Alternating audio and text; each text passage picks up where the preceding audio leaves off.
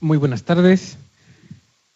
Sean todos bienvenidos al sistema de universidad virtual de la Universidad de Guadalajara, en el que esta tarde tenemos el honor de contar con la presencia de reconocidos expertos en los ámbitos del derecho humano.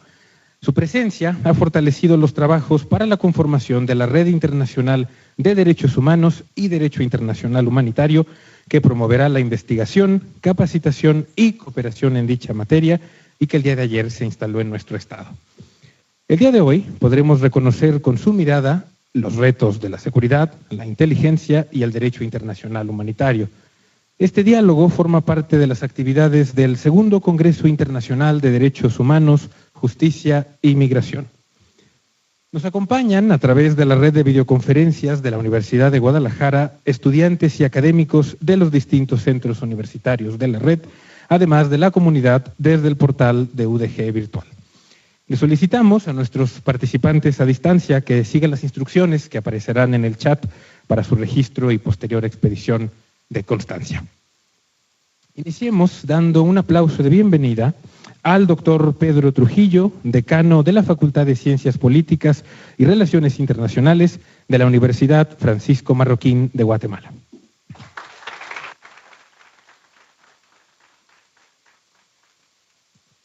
Nos es grato saludar también al doctor Mateo Fornari, investigador de Derecho Internacional Público del Departamento de Derecho en la Universidad de Milano Bicocca.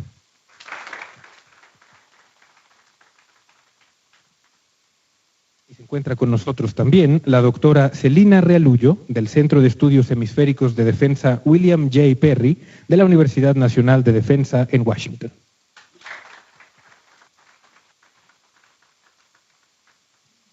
Y para moderar esta mesa de diálogo, agradecemos también con un fuerte aplauso a la doctora Rosana Ruiz Sánchez, coordinadora de la Licenciatura en Seguridad Ciudadana de UDG Virtual, y a quien cedo posteriormente el uso de la voz.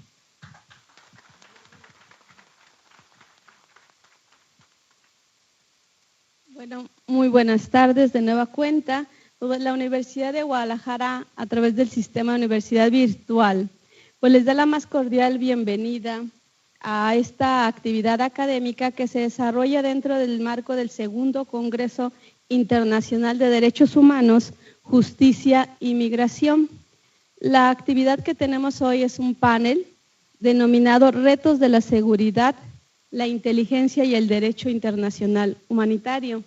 Este panel tiene como objetivo los temas que se van a exponer en la evolución del derecho internacional humanitario, los retos y sus desafíos, y también tendremos una exposición sobre la inteligencia financiera para combatir las redes ilícitas.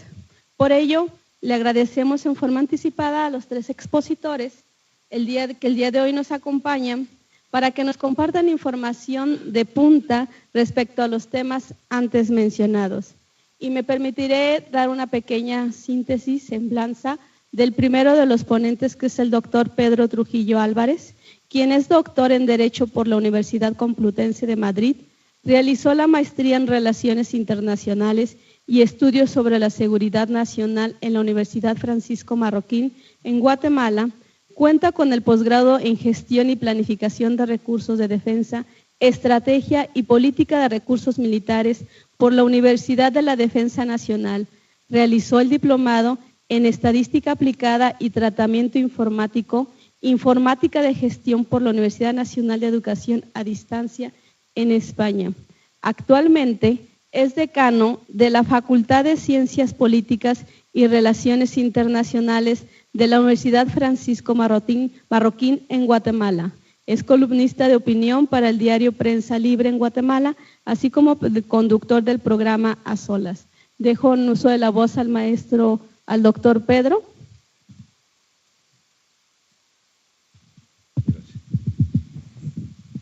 Bueno, muchísimas gracias, buenas tardes. Gracias a la universidad y gracias a los que están aquí presentes y los que virtualmente nos escuchan.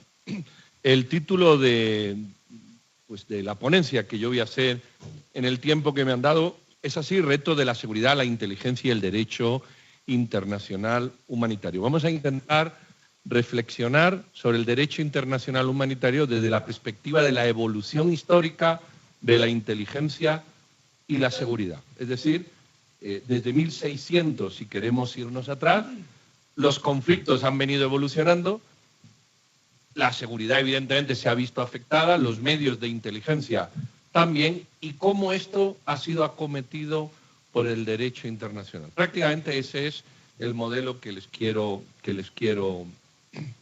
relatar.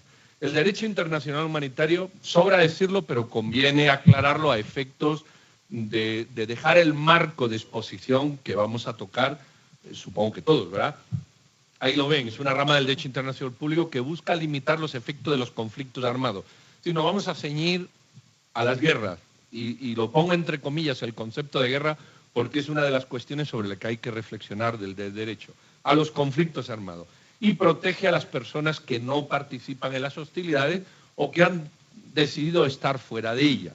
Y también regula la conducta en los conflictos armados, es decir, qué hacer con los prisioneros de guerra, qué hacer con los combatientes, qué hacer con los que son civiles, qué hacer con medios de personas o combatientes que se dedican a labores humanitarias y otras cuestiones. Y ahí nos vamos a centrar.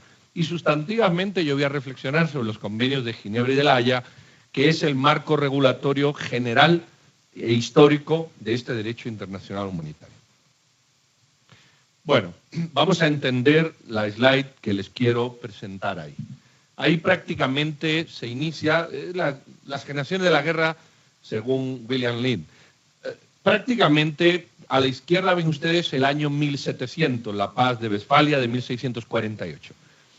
Y aparece en rojo una cosa que dice primera generación de conflictos o primera manera de hacer las guerras. ¿Cómo se hacían las guerras en 1700, en 1800? Pues todos ustedes han visto películas, porque en aquella época muchos no vivíamos, algunos parece que sí, y las cosas eran muy sencillas.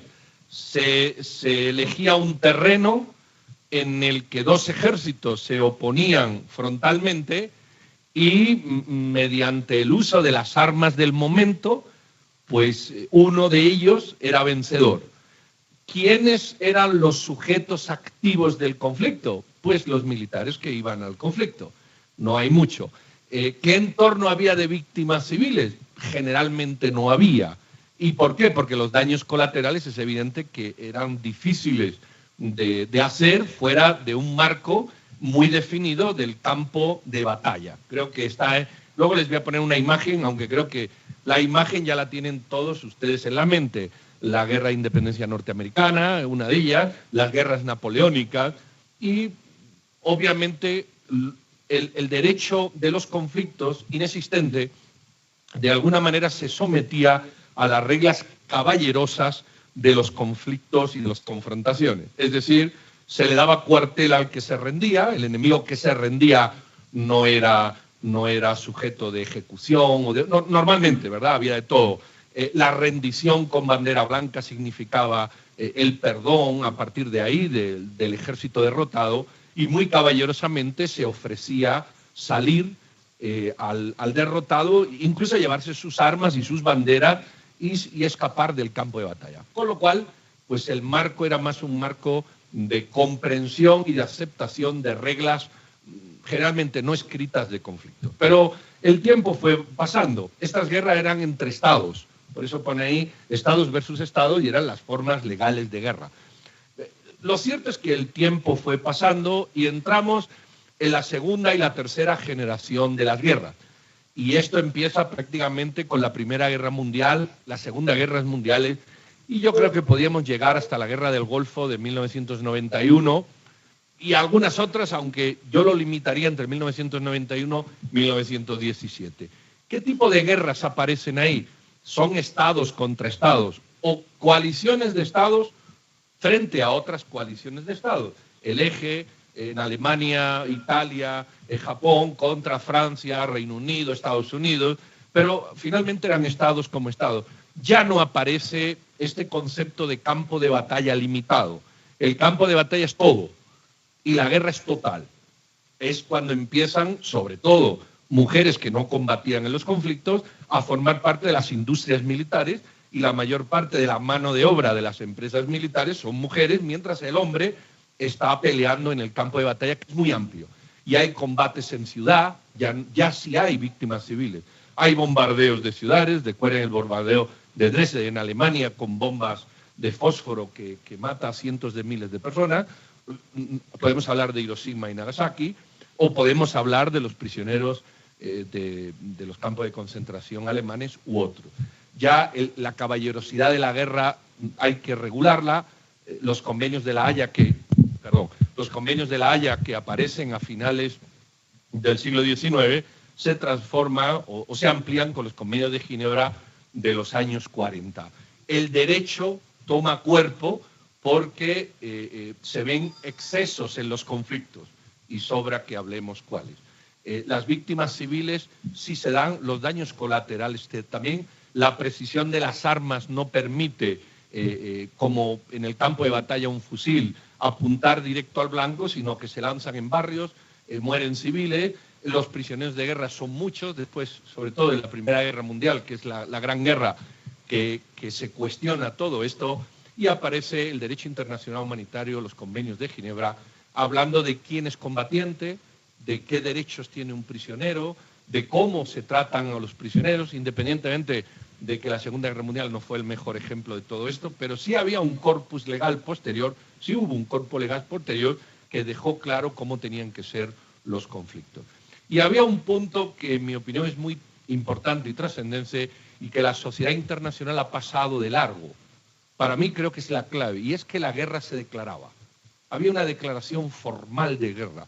En la mayor parte de las constituciones del mundo van a ver ustedes que las guerras las declaran y la paz las firman los congresos o las asambleas o los senados. Sí se entiende, ¿verdad? El poder legislativo. La razón es que en casi ningún lugar del mundo las guerras las decreta el presidente. La guerra es muy seria para dejarla en manos de los políticos, decían algunos. Otros también decían que eran demasiado serias para dejarla en manos de militares. Lo cierto es que sí es verdad que son muy serias para dejarlas en manos de alguien. Y después de la Segunda Guerra Mundial no hay declaración formal de guerra. Y de esto vamos a entrar. Esto es una característica nueva de las posguerras mundiales. Al no haber declaración formal de guerra, la guerra jurídicamente hablando no existe. Porque si no se declara, no existe, aunque de hecho exista. Cuando yo explico esto a mis alumnos de Derecho, les digo es como la pareja de hecho y la pareja casada. Usted ve una pareja y se ama o se mata y usted no sabe si está casada, está rejuntada o tiene cualquier vínculo. Los conflictos armados son iguales. Usted ve un conflicto armado y es como una guerra, pero jurídicamente no es una guerra, no hay una declaración formal del conflicto. Y esto es importante y veremos luego por qué. Esto es importante porque lo que se ha hecho ha sido aplicar principios de política a los conflictos más que principios jurídicos. Y la política es interpretable, aleatoria, fugaz. Lo jurídico no, es muy distinto. Por esto creo que es importante ajustarnos o dejar como un elemento de referencia a esto. Bueno, el caso es que a partir de, si ustedes quieren, el siglo XXI, fundamentalmente el 9-11 es la guinda del pastel, los conflictos dejan de hacerse entre estados. Ustedes saben que después de los atentados de terroristas del 9-11 en Nueva York, lo que aparece es un estado o un grupo de estados, porque no solo es Estados Unidos, son más estados. Pero hablemos de Estados Unidos. Aparece un estado, Estados Unidos, contra un concepto de terrorismo islámico yihadista o terrorismo islámico radical, o Estado Islámico, que no está al Estado, o Al-Qaeda, que no está al Estado, y aparece por primera vez la confrontación entre Estados y actores no estatales. Esto también es un punto importante, porque hasta ese momento el derecho internacional regulaba el conflicto entre Estados. Y claro, ahí surgen muchas preguntas. ¿Cómo es un no Estado? ¿Quién es combatiente y quién no? En un Afganistán controlado por los talibán, quién es combatiente y quién apoya a los combatientes y se dice no combatiente. Y aparecen otras cuestiones. La guerra de Bosnia fue la primera. Yo tuve un compañero encadenado a un puente en Bosnia como blanco humano. ¿Hasta qué punto el uso de blancos humanos como niños y mujeres y ancianos, que es lo que más se ha utilizado en estos conflictos irregulares. Se puede hablar de víctimas civiles o aceptaciones sociales de la forma de hacer el conflicto. Yo sé que es un debate intenso, pero precisamente es la característica de las guerras de cuarta generación, donde los estados no están presentes y todo esto está muy difuso. Es decir, para terminar con esta, lo que estaba muy claro en 1600, un inglés matándose con un francés en los campos de Yamoussoukro, resulta que ya no está tan claro cuando un comando norteamericano ingresa en una cueva talibán en Afganistán.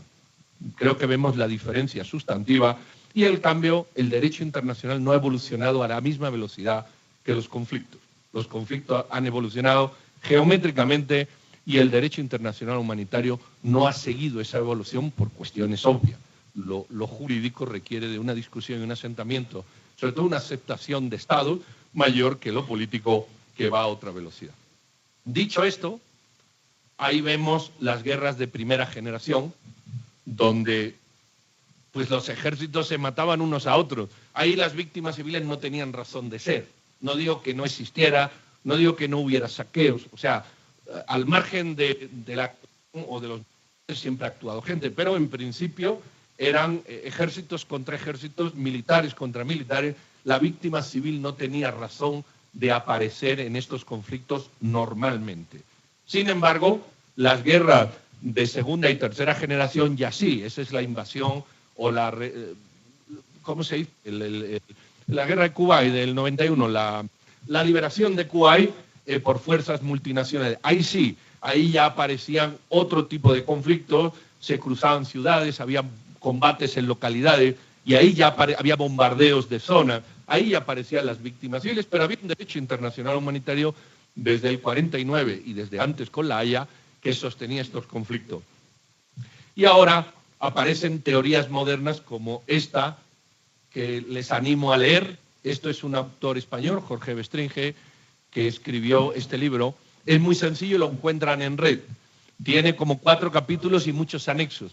Y quizás el capítulo 2 y 3 lo leen en una sentada. Es muy difícil de digerir, pero muy interesante de leer. Y se llama La guerra periférica y el Islam revolucionario. Voy a decir que el autor era un hombre del Partido Popular de derecha y se convirtió en un hombre radical de izquierda. No tiene nada que ver, sencillamente es la evolución ideológica del autor.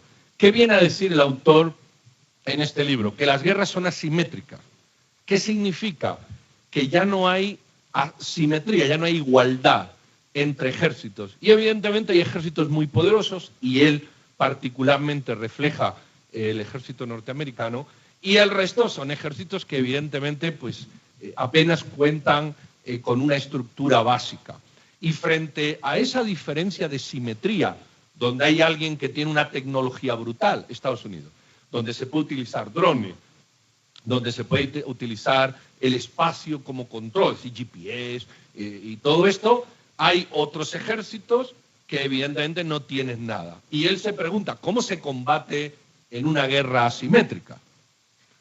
Y lo malo es la solución que encuentra, a mi entender. Bueno, pues si no puedo luchar con el grande, porque tiene muchas ventajas, producto de tecnología y armas, lo que busco es mis ventajas. Y aparece otra vez la guerra de guerrillas y sobre todo el terrorismo islámico. Les voy a decir que este libro, hasta donde yo sé, porque lo incluyo en mi tesis doctoral, que es sobre terrorismo islámico radical en América Latina, este libro es un libro que se imparte en el ejército venezolano. Este libro se da en la escuela de oficiales y de oficiales superiores del ejército venezolano. Y justo es la comparación. Yo no puedo pelear con un grande, pues entonces tengo que acudir a técnicas distintas de las habituales y de las tradicionales. Es como si usted quiere jugar con el Barcelona y como está Messi, pues entonces le corta una pierna o juega con 28 jugadores porque hay una asimetría brutal. Si lo entendemos en fútbol, creo que lo podemos entender en conflicto. Para mí los planteamientos son muy peligrosos, porque lo que estamos haciendo es reconociendo una diferencia, a partir de ahí utilizar medios que están castigados por el derecho internacional humanitario de todas, como es el terrorismo y otro tipo de acciones no claras y evidentes en la lucha de los conflictos. Bueno, voy a terminar solamente hablándole de inteligencia. Ya hemos visto la parte de seguridad. La parte de inteligencia ocurre igual. La parte de inteligencia, la primera inteligencia que ustedes ven ahí, la inteligencia humana, ha sido el espía de siempre. Esto ocurre desde la época de los griegos. Eso no tiene mucho que hablar. Sin embargo, la tecnología ha ido evolucionando y generando dinámicas de inteligencia distintas. Y ahí ven la inteligencia de imágenes o geoespacial. Eso solo puede hacer quien lo tiene. O la inteligencia de medidas y firma de objetivos, es decir, todo lo que un objetivo provee de información, de imágenes láser, de destellos, o la inteligencia de fuentes abiertas, la inteligencia de señales, la tecnológica y la financiera. ¿Qué ocurre? Que hoy día cualquier individuo con su celular, quizás la NSA o no sé, cualquier agencia de esta extraña nos está oyendo esta conferencia a través de los celulares que uno tiene. ¿Cómo incide esto en los conflictos?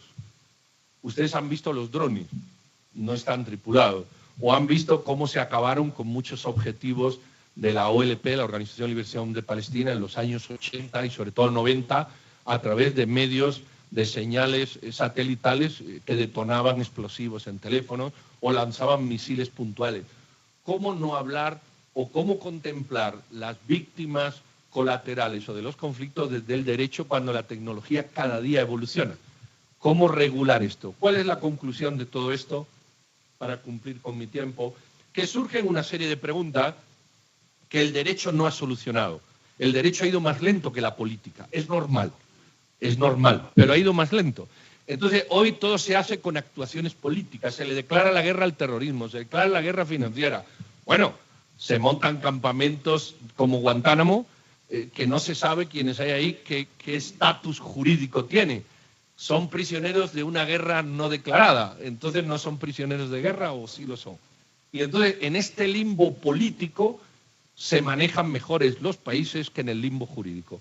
¿Cómo definir a las víctimas civiles en una sociedad democrática que puede cambiar de gobierno?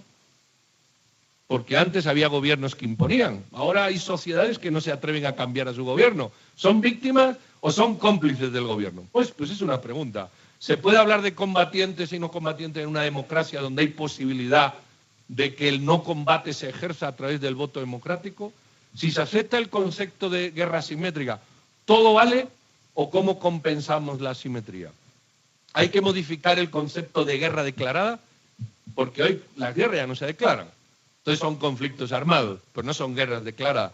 Tiene el derecho que entrar a jugar y a dejar mucho más claro que la guerra no declarada forma parte de los convenios de Ginebra. ¿Cómo asegurar derechos que ni siquiera sabemos que son vulnerados por procedimientos electrónicos o tecnológicos? Yo ni siquiera sé lo que me están haciendo aquí. ¿Cómo me están vulnerando derechos o no? Si ni siquiera sé si me lo están haciendo. Como estas lecturas de, ¿cómo se dice?, de mail, de correos electrónicos.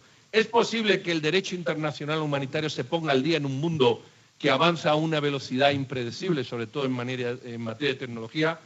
Y por último, que creo que es la pregunta clave, y aquí lo dejo, ¿hay voluntad política de darle forma al corpus jurídico internacional? Es decir, ¿los estados quieren entrarle a esta discusión o el limbo en el que se vive es mejor para maniobrar políticamente e interpretar acciones que seguramente el derecho internacional dejaría mucho más asentadas? Sin nada más que agradecerle su atención, pues termino y le dejo la palabra a mis compañeros. Muy amables.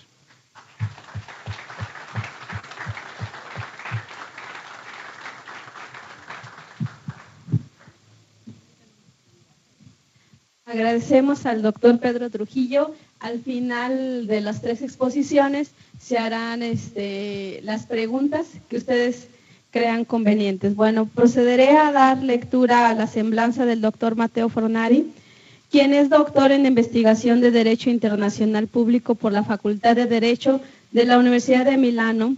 Se desempeña como investigador en Derecho Internacional Público en la Facultad de Derecho en la Universidad de Milano Bicocca y colabora como investigador de Derecho Internacional Público en la Facultad de Derecho en la Universidad de Parma. Ha impartido el curso de Derecho Internacional del Mar en la Facultad de Derecho de la Universidad de Milano, así como el curso de Derecho Internacional en la Facultad de Ciencias Políticas. De igual manera, ha impartido el curso de Ciencias Políticas en la Universidad de Parma y el Conflictos Armados en el Máster en Liderazgo y Análisis Estratégico en el Instituto de Ciencias Militares y Aeronáutica de la Universidad de Florencia. Dejo en uso de la voz al doctor Mateo.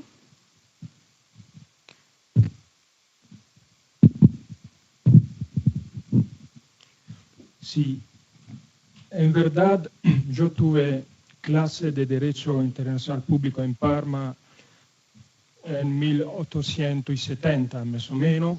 Ahora trabajo en la Universidad de Milano Bicocca y tengo el curso de Derecho Humanitario.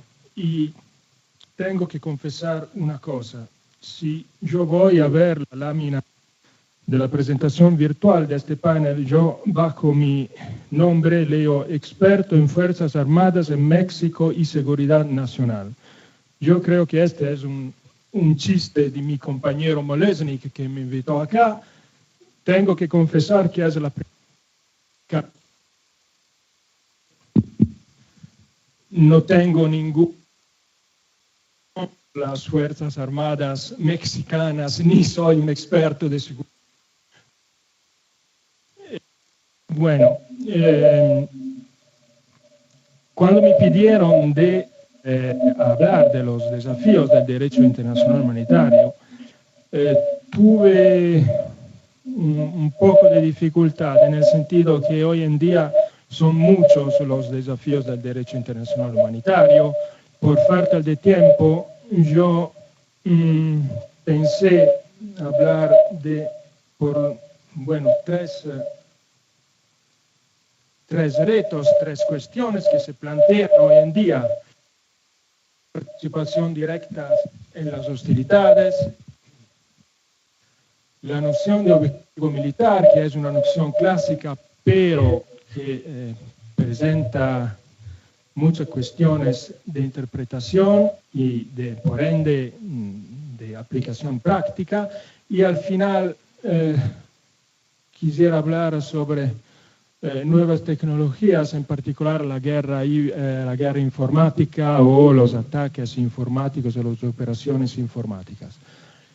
Yo empezaría con la participación directa en las hostilidades y pasar tal vez a la nueva tecnología y a ver si tenemos un poco de tiempo y pasar al segundo punto.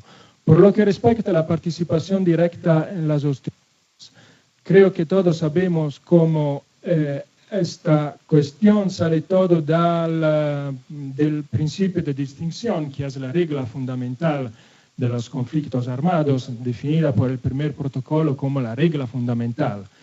Las partes en conflicto entre población civil y combatiente. Esto quiere decir que los civiles, en cuanto civiles, no pueden ser nunca objeto de ataque directo, de inmunidad, participan a la guerra.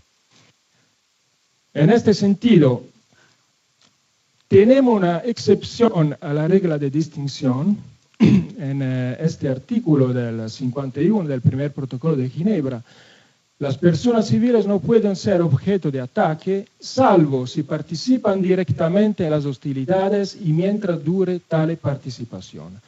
Acá se introduce el concepto de participación directa en las hostilidades, pero ¿qué quiere decir? PDH nunca lo sabe, en el sentido que los textos convencionales ofrecen la noción, pero no ofrece ningún contenido, ninguna especificación sobre esta cuestión. Así que se plantea en primer lugar el problema de determinar una definición de PDH, y eso quiere decir que si tenemos una participación directa del civil en las hostilidades, tenemos también una participación indirecta del civil, y si el civil participa indirectamente en las hostilidades, pierde la inmunidad de los ataques. Bueno, todo esto ha sido objeto de discusión por el Comité Internacional de la Cruz Roja en el 2009 adoptó una guía para interpretar la noción de participación directa en las hostilidades. En verdad, este es un estudio, el resultado final de una serie, yo creo, de discusiones muy controvertidas entre un grupo de expertos, de académicos, de militares, si no me equivoco, para individuar el contenido de la participación directa en las hostilidades. Yo creo que este grupo de trabajo se encontró de acuerdo sobre solo un punto, en el sentido de individuar los tres elementos constitutivos de la PDH, o sea, un umbral del daño, una causalidad directa y el nexo beligerante. Eso quiere decir que el civil, si quiere o si, participa directamente en la hostilidad, tiene que realizar un daño contra el enemigo. Y tiene que existir, son tres elementos constitutivos que tienen que existir simultáneamente. Esa causalidad directa quiere decir que la acción del civil tiene que provocar el daño, o por lo menos una probabilidad de provocar el daño. Y al final el nexo beligerante quiere decir que tiene que existir la voluntad específica del civil en el inficiar el esfuerzo bélico del enemigo. Son tres elementos fundamentales que tienen que existir contemporáneamente para que un civil participe directamente en la hostilidad. Si participa directamente en la hostilidad porque existen los tres elementos constitutivos, el civil deja de ser civil y puede ser atacado, o sea, se vuelve en blanco, en objetivo militar legítimo. Pero, dicho tenemos en la práctica, y son casos prácticos afrontados, discutidos por la comisión de expertos, tenemos casos prácticos muy problemáticos. Por ejemplo, vamos a ver dos ejemplos prácticos. Por ejemplo, si un civil maneja un camión cargado de municiones para llevarlo al frente, esta entrega de municiones por un civil al frente de combate se puede considerar parte integrante de los combates y por tanto el civil está en una situación de PDH. Eso quiere decir que el civil deja de ser un civil, participa directamente a las hostilidades y es un objetivo militar. Pero, situación similar, pero un poco diferente. ¿Qué pasa cuando un civil transporta municiones de la fábrica al puerto para el envío a una zona de conflicto? O sea, el uso de estas municiones parece remoto respecto a la operación militar específica. Esto ha sido destacado por el Comité Internacional de la Cruz Roja. El camión de municiones es un objetivo militar legítimo, por supuesto, pero el conductor en este caso no estaría en una PDH, sino en una participación indirecta de la hostilidad. Entonces el camión se puede atacar porque es un objetivo militar legítimo, pero hay la presencia del civil, o sea que hay que evaluar el principio de proporcionalidad debido a la muerte probable del conductor.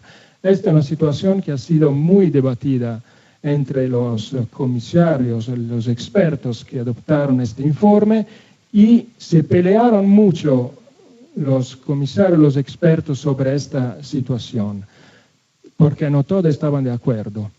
Otra cuestión, y me colego a lo que dijo mi compañero, otra situación problemática, los escudos humanos voluntarios. ¿Qué pasa con un civil que voluntariamente se pone cerca de un objetivo militar para que el enemigo no pueda atacar el objetivo militar? Si la persona se coloca voluntariamente cerca de un objetivo militar, ¿puede alcanzarse el umbral del daño exigido para calificar este acto como PDH?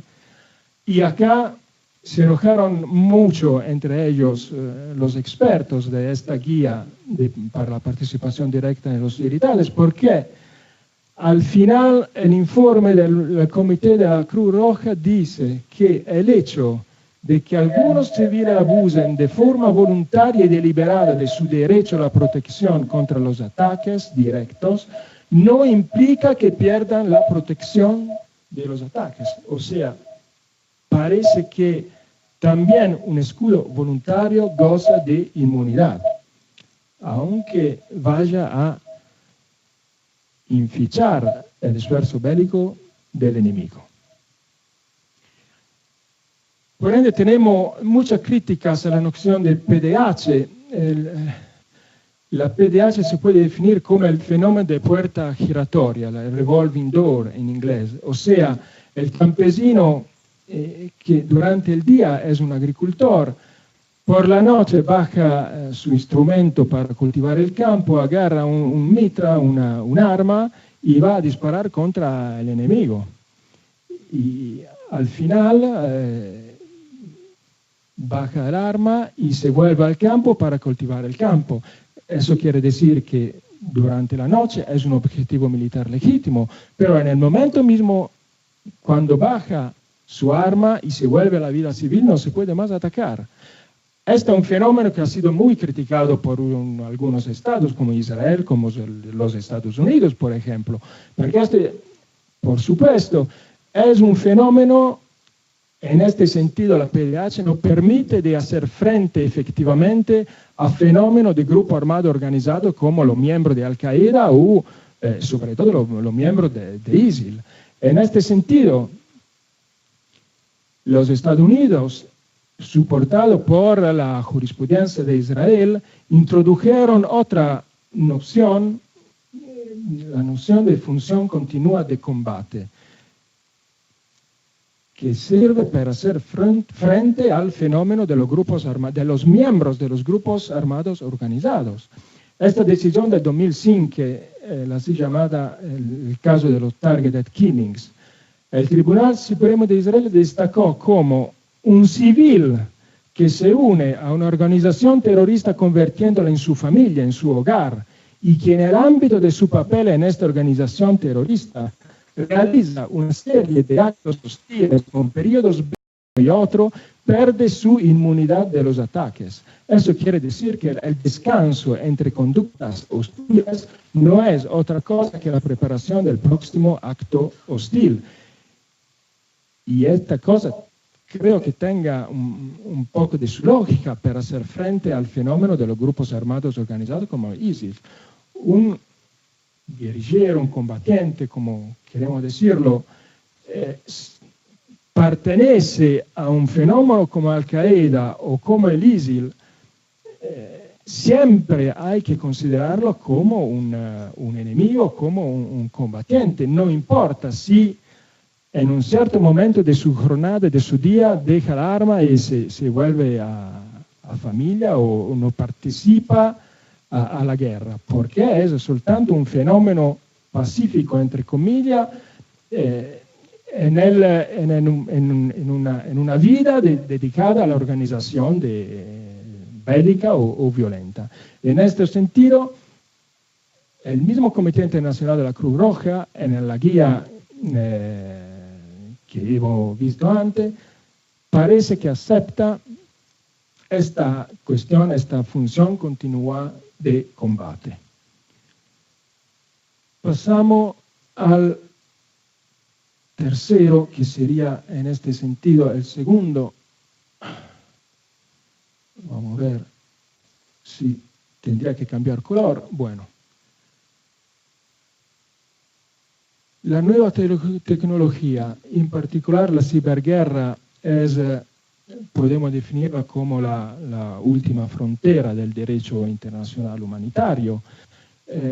Ha sido definida la quinta dimensión de las operaciones militares, luego la tierra, el mar, el aire, el espacio, tenemos el ciber.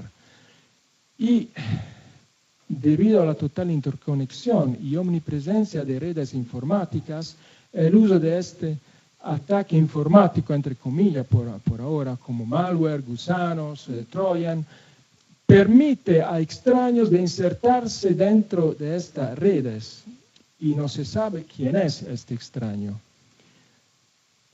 Los efectos de esta insertación en la red informática pueden variar de lo espionaje, la suspensión de servicios, hasta el daño, un verdadero daño físico y material parecido al daño realizado por un ataque cinético. Los resultados a veces son similares a los de un ataque con armas convencionales. Pero, debido a esta interconexión, es a menudo difícil o imposible averiguar de dónde sale el ataque. Este es el real problema de esta operación informática. Tenemos unos ejemplos, sea en el caso de conflicto armado, sea en operación informática en tiempo de paz, pero que se pueden considerar como un escenario que puede pasar también en un escenario de guerra. En 2008, durante la guerra entre Georgia y Rusia, un ataque ciber contra sitios gubernamentales georgianos fuera de servicio, un gasducto bloqueado con incendio debido a la sobrepresión. En 2009, el famoso caso Stuxnet, o sea, un malware insertado en un pendrive, en un USB, bloquea las centrifugadoras para el enriquecimiento de uranio de una central atómica iraní y fueron acusados Estados Unidos y Israel de esta operación informática. En 2015, por ejemplo, Ucrania pasó un ataque ciber, apagó la red eléctrica, bloqueando subestaciones, destruyendo archivos en los servidores, bloqueando las comunicaciones con las empresas de distribución. En 2017 en Qatar también la sede de Al Jazeera se encuentra bloqueada por una serie de ataques que parece bien de los Emiratos Árabes Unidos. Y hoy en día son varios estados que están armando grupos militares informáticos. Alemania, Estados Unidos, Francia, Israel, Reino Unido han formalmente, públicamente, oficialmente establecido comandos militares ciber y han planeado posibles acciones no solo defensivas, sino ofensivas. Están pensando a usar la operación informática como un arma en sí mismo, no solo como en apoyo al arma clásica. Y también otro estado como Rusia, China, Corea del Norte disponen sin duda de una importante capacidad ofensiva informática, aunque no hayan oficialmente declarado esta capacidad informática. Y también varias organizaciones terroristas como Hezbollah, Hamas, sobre todo ISIS, disponen de esa capacidad informática, y Estados Unidos y Reino Unido han públicamente, oficialmente declarado que realizaron operaciones informáticas ofensivas contra el mismo ISIS. Hace un mes, el ministro de las Fuerzas Armadas de Francia destacó bien claramente cómo estamos preparados a usar el arma cibernética en operaciones exteriores con fines ofensivos, por sí misma o por apoyar nuestras armas convencionales. O sea, los estados están yendo hasta la consideración y el utilizo de la arma informática como arma autónoma por sí mismo. Acá se plantean unas cuestiones. Por ejemplo, ¿cuándo una operación informática se puede considerar ataque armado? Porque al considerarlo ataque armado, por supuesto, empieza la aplicación del DIH. Pues, ¿cuál es el estatuto legal de las personas que realizan estos ataques informáticos? Y otra cuestión muy debatida, muy importante, problemática, la cuestión de atribución de los ataques, la responsabilidad de los ataques informáticos. Bueno, ¿cuándo una operación informática se puede considerar ataque armado? Este punto, como otro punto por lo que respecta a la operación informática, han sido debatido de un grupo de trabajo en el ámbito OTAN. En febrero de 2017 publicó el así llamado Manual Tajin sobre el derecho internacional aplicable a las operaciones informáticas. este manual, que no es, por supuesto, vinculante, pero por ahora, hoy en día, el instrumento de referencia para disciplinar, en un cierto sentido, la guerra informática. ¿Qué va a destacar este manual? Las normas sobre la conducción de las hostilidades no dependen del tipo de arma empleada, así como ha sido destacado por el Tribunal Internacional de Justicia en un famoso parer, opinión consultiva en 1996. Esto quiere decir que las operaciones informáticas realizadas en el contexto de un conflicto armado están sometidas al derecho de los conflictos armados. Eso quiere decir que también las operaciones informáticas tienen que estar regladas por las reglas básicas del derecho humanitario que se aplican, la regla del derecho de los conflictos armados que se aplica a cada arma utilizada en la guerra.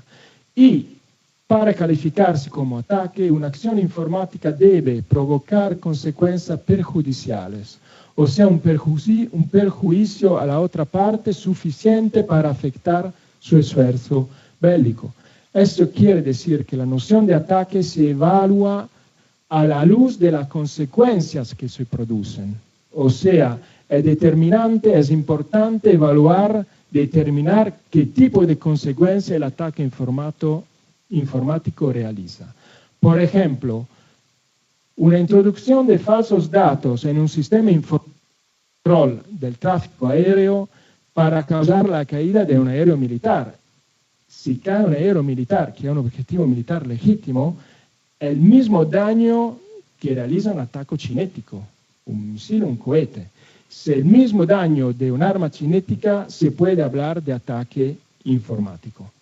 O sea, el ataque informático es una operación informática ofensiva o defensiva que causa lesiones o muertes a personas o daños o destrucción de bienes, como cualquier arma cinética clásica.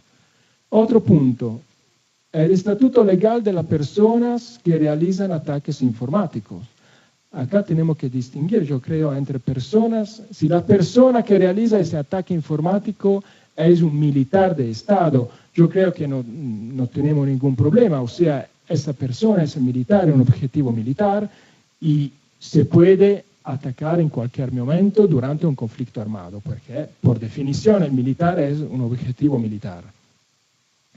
Pero, si quien realiza un ataque informático es un civil, tal vez se puede volver a la noción de participación directa en las hostilidades. O sea, este civil pierde inmunidad de los ataques durante el periodo de esta participación. Pero acá empiezan los problemas. ¿Cuándo empieza esta participación durante un ataque informático por un civil? Cuando está enfrente ad una computadora y empuja o aprieta un botón, o cuando sale de casa para ir a otro lugar donde se pone esta computadora y así son todas cuestiones que difícilmente se pueden determinar en este momento. Otra cosa, última cuestión, y vamos a acabar, la cuestión de atribución de los ataques. En el sentido que el DIH clásico está basado sobre la existencia clara de actores estatales que actúan como agresor o como agredidos. O sea, se individua bien quién son las partes involucradas en el conflictos armados. Con las operaciones cibernéticas, el anonimato es la norma, no es la excepción. O sea, sale difícil o imposible rastrear al originador de una operación cibernética. Estamos hablando de una situación así llamada de negación plausible. Tenemos unas cadenas de mando totalmente informales y por ende no demostrables. Una falta de evidencia de relación entre Estado y autores de ataque informático permite al Estado eventualmente negar cualquier implicación en la acción, como está pasando con los ataques informáticos de los últimos años. Esto, por ende, como consecuencia, lleva a que si no es posible identificar al autor, es difícil determinar la aplicación del DIH, por supuesto. Bueno, yo me paro acá y gracias por la atención.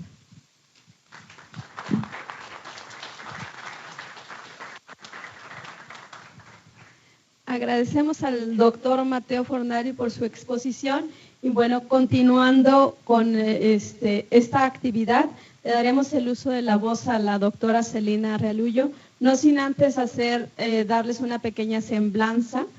Ella actualmente se desempeña como profesora del Centro de Estudios Hemisféricos de Defensa William G. Perry en la Universidad de Defensa Nacional de Washington, así como en la Universidad de Georgetown, George Washington University y en la Universidad de Operaciones Especiales Conjuntas. El expertise de la doctora Celina se concentra en temáticas sobre seguridad nacional, redes ilícitas, delincuencia organizada transnacional, contraterrorismo, amenazas financieras y el papel de las mujeres en la paz y en la seguridad. Se desempeñó como exdiplomática estadounidense, fue miembro de la banca internacional Goldman Sachs y directora de los programas de contraterrorismo financiero del Departamento de Estado. Aprovechando, su ponencia va a ser aprovechando la inteligencia financiera para combatir redes ilícitas.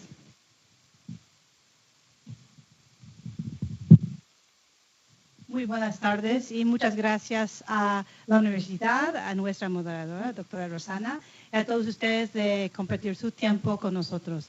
Lo que voy a tratar de hacer es mostrar un poquito cómo utilizamos la séptima teoría que dijo Pedro, que es la inteligencia financiera, para combatir redes ilícitas. Y también las redes ilícitas entran exactamente en la cuarta generación de la guerra.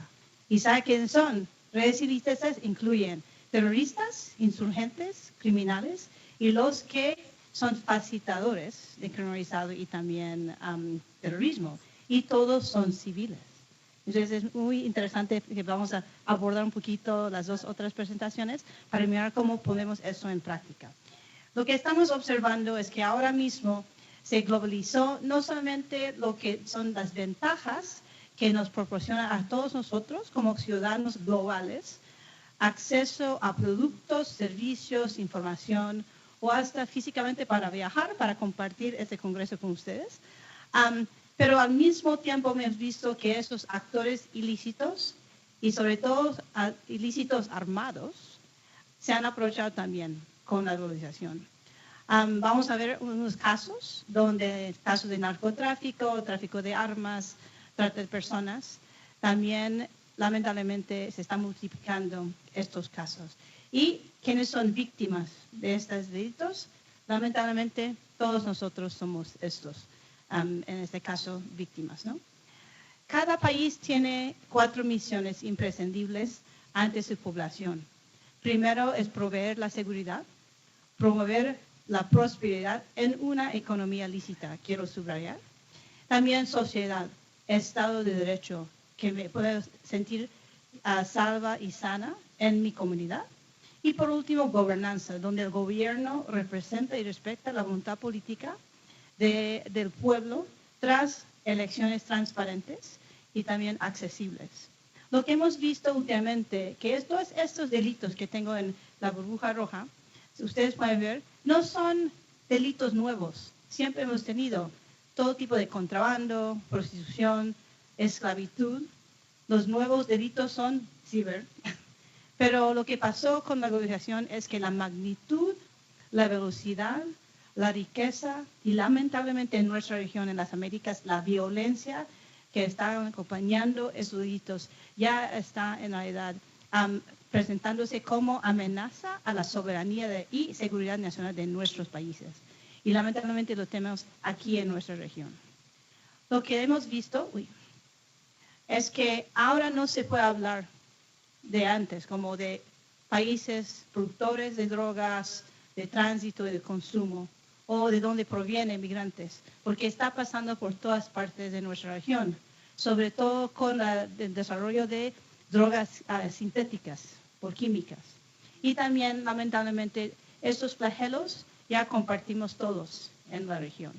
Y está, en realidad, amenazando lo que llamamos el concepto de seguridad ciudadana. Cada persona tiene su interpretación de cómo se siente seguro, pero son los dos temas más destacados en todas las elecciones en América Latina estos últimos 2 años, la corrupción y la seguridad ciudadana. Y por eso tenemos que tener en cuenta que todos nosotros tenemos derechos de vivir salvos y sanos en nuestras comunidades y esas amenazas, actores ilícitos nos están amenazando. Entonces, lo que hemos visto es que estos actores ilícitos que están en realidad realizando esa guerra de cuarta generación, ellos están son sobreviviendo no solamente por liderazgo, sino por otros factores críticos que necesitan para alimentar y sostener sus organizaciones, que sean cárteles mexicanos, las maras de Centroamérica, los narcos y las bandas criminales en Colombia. Hemos visto que tienen todo eso. Tienen que tener un ambiente donde se puede tener corrupción que les permite delinquir. También hace falta actividades ilícitas, de que acabo de hablar.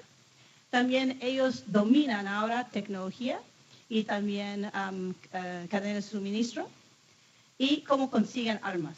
También hemos hablado un poquito de drones, ¿no? Que es muy barato comprar un drone y no es tan difícil armar un drone, hablando de guerra asimétrica. Y también cómo están reclutando y manteniendo su personal.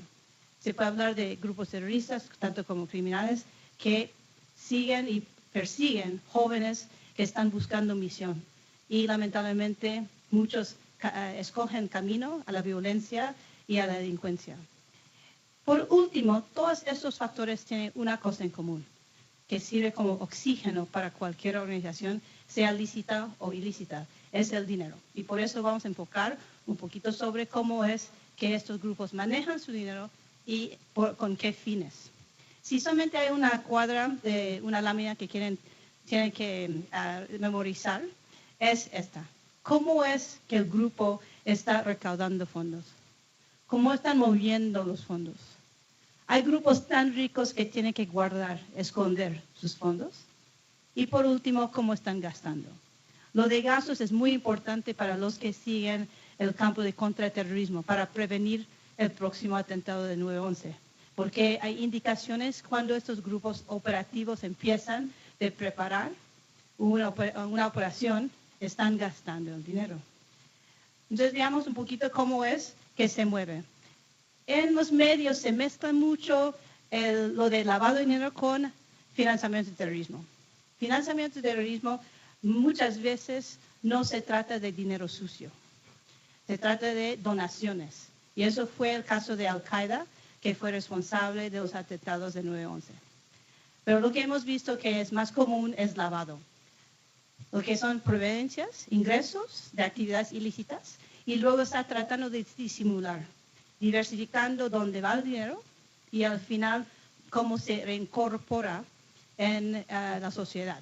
Muchas veces es por comprar empresas, bienes raíces, construcción y también obras de arte. Muy interesante dónde están guardando, escondiendo su dinero. Entonces, lo que hemos visto lamentablemente que hay muchas medidas, sobre todo tras el sector privado, que se mueve el dinero. Bancos, mejor manera de ser lavador de dinero es tener su propio banco. Y en muchos casos, mafias tienen sus propios bancos.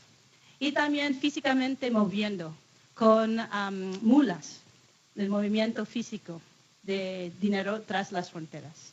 También con remesas, otras maneras de enviar dinero y últimamente también tras transacciones comerciales.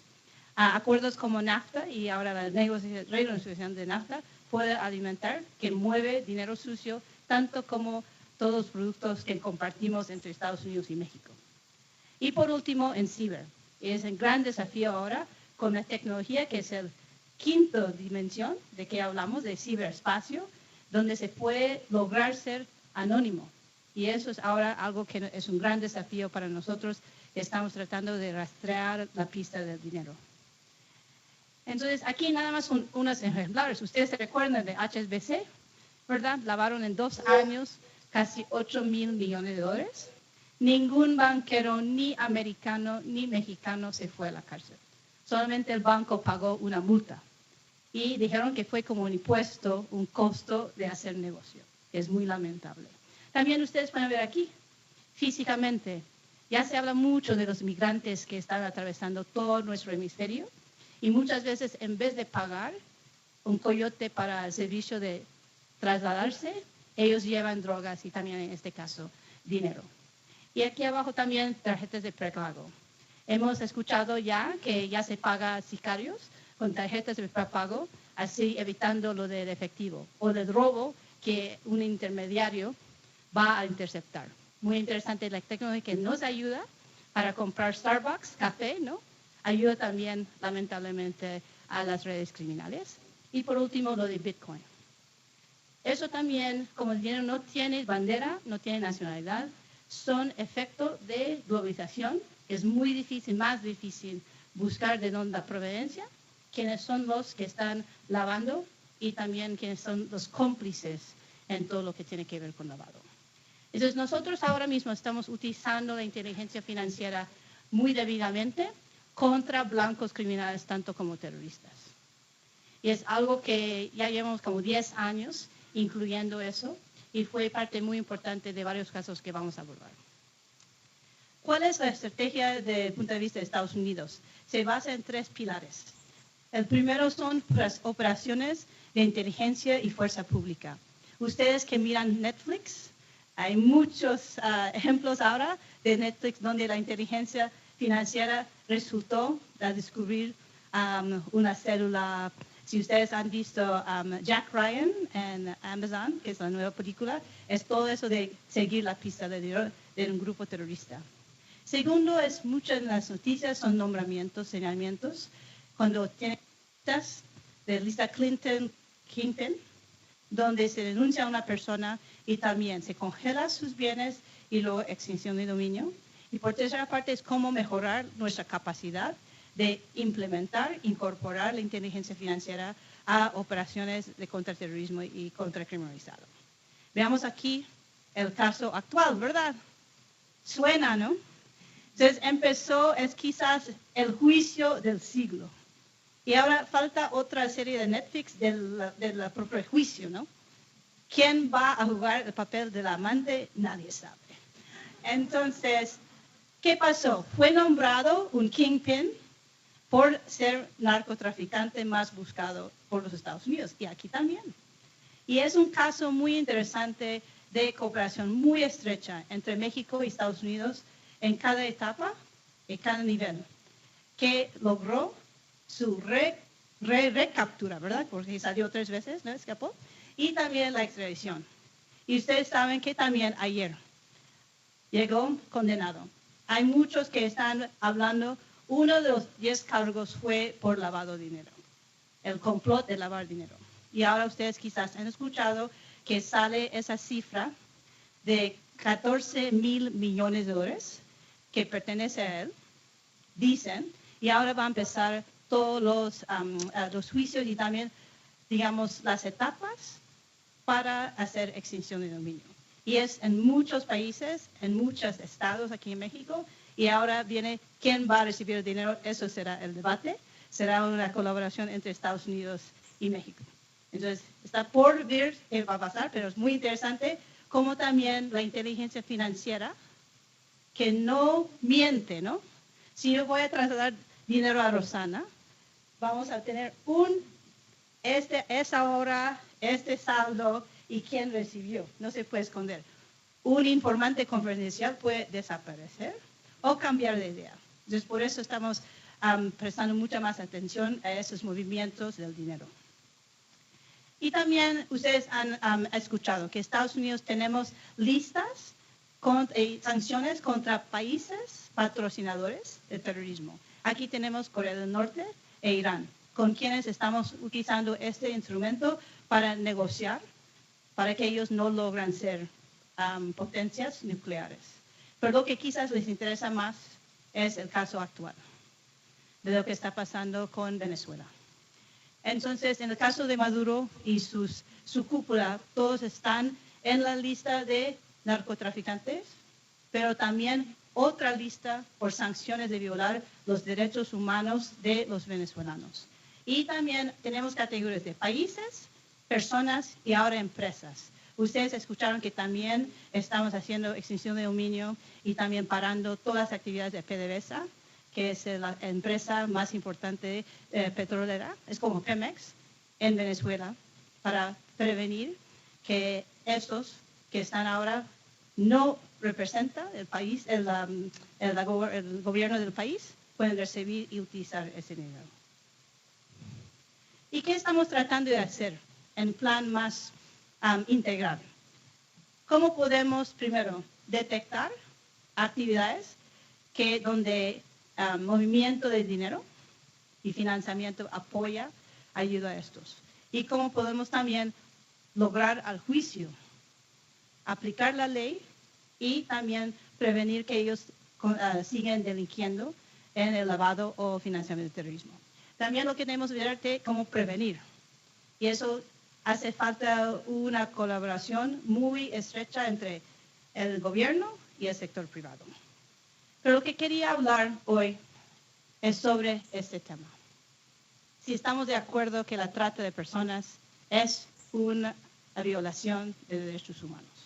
Y lamentablemente pasa en todas nuestras comunidades y estamos tratando de concientizar que cada uno de nosotros, si veamos algo, hay que decir algo, porque nosotros podemos jugar un rol muy importante en el rescate de esas personas. Y mi equipo estamos mirando cómo funciona el negocio de eso y cómo es que podemos prevenir la financiación de esta cosa. Entonces, en el marco legal de Estados Unidos, distinguimos entre el tráfico de personas, donde yo pago un coyote para facilitar mi viaje de Guatemala a Estados Unidos, y es un trato, ¿no? Pago, ahora es alrededor de $7,000. Y pago por un servicio para llegar bien. Pero lamentablemente lo que pasa en camino, esa persona se convierte en víctima de trata de personas. Toman sus pasaportes y luego resultan en un estatus de prostitución o labor forzado.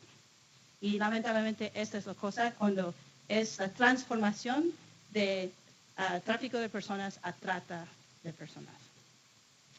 Y lamentablemente el costo anual sobrepasa $150 mil millones. Y nosotros que hacemos mucha investigación sobre eso, estimamos que es una subestimación, porque nadie está denunciando y es solamente para dar una idea. Y lamentablemente pasa en cada uno de nuestros países. Aquí también nos preocupa todos estos flujos. Las mismas rutas que hace llegar los buenísimos aguacates de México para que puedo yo preparar guacamole para mi fiesta de fútbol americano, para el Super Bowl, son las mismas carreteras, las mismas cadenas de suministro que hace llegar drogas y personas a Estados Unidos. Y ustedes lo han escuchado tras mi gobierno, que también tenemos otro miedo. Los que no son de nuestra región, que se llaman migrantes de tercera nacionalidad, que pueden llegar a Estados Unidos o aquí en México para hacernos daños con atentados terroristas. Como Pedro estudió mucho contra el terrorismo y ya es un hecho que como el Estado Islámico está muy ya debatido, se rindió más o menos, hay una fuga de los combatientes extranjeros que están regresando a Europa y otras partes y nos preocupa que ellos pueden aprovechar de todos estos servicios de coyotes para llegar a nuestra región. Entonces, ¿cómo funciona el negocio de la trata? Primero, lamentablemente, ellos normalmente interactúan con gente muy vulnerable, con poca educación, y empieza con la coerción o engaño. Muchas veces presentan los padres que tienen una hija, tenemos oportunidades, hay un nuevo hotel que se va a abrir, por ejemplo, en, digamos, Quintana Roo. Y eso están como promocionando en El Salvador que va a tener trabajo para su hija. Los padres pagan el servicio para facilitar el papeleo y el traslado. Y lamentablemente ahí es donde pasa lo de captación y traslado y lamentablemente la explotación. Es muy triste y eso no solamente mujeres, sino también hombres y niños. Es muy triste hablar de eso, pero es algo importante para abordar.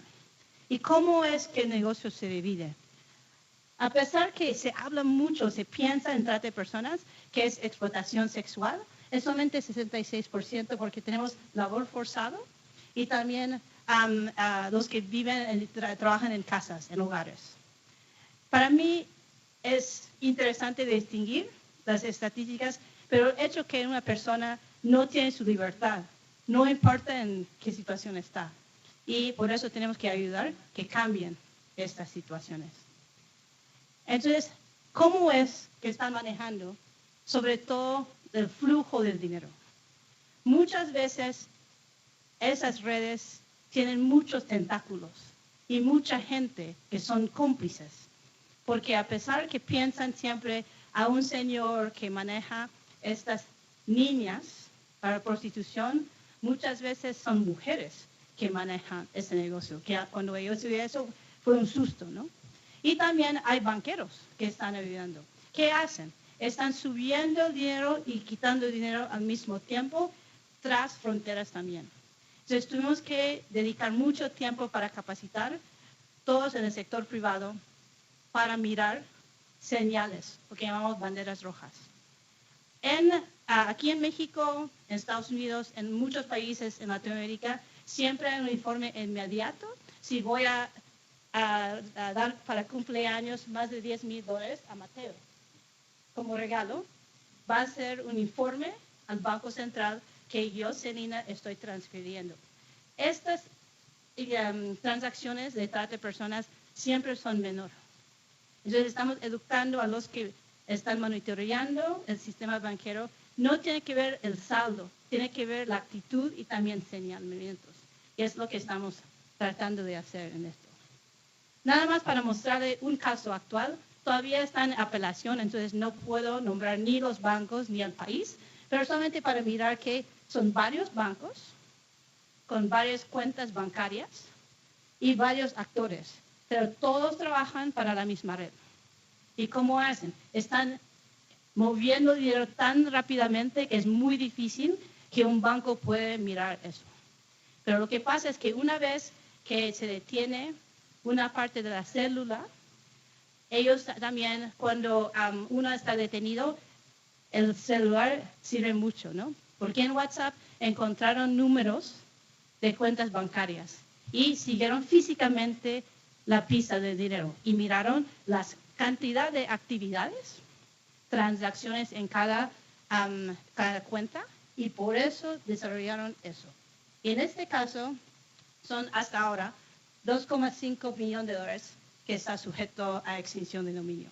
Esa es solamente una ala de esta organización de trata de personas que es multinacional.